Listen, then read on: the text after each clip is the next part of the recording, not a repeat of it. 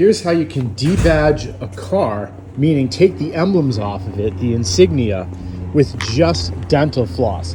So people often talk about how they think that it needs to be fishing line. And I've already done it here with just the dental floss by doubling it over.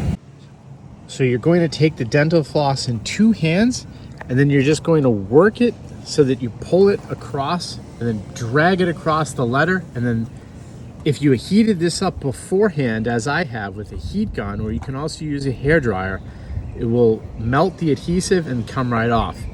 Then to take this off, I'll show you how I've already done it over here. See, it's perfectly clean. You just use adhesive remover by 3M. I'll put a link for that in the description, or you can even use Goo Gone, and then you can buff it, and you can even add clear coat back over it.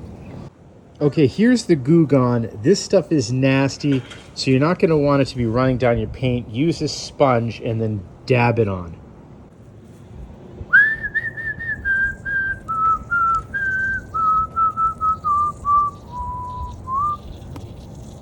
I'm not terribly concerned with the paint on this car, so I've got this on pretty liberally, and I'm just scraping it with this. That's definitely scratching the clear coat, but again, I'm not concerned about that on this old car that I have.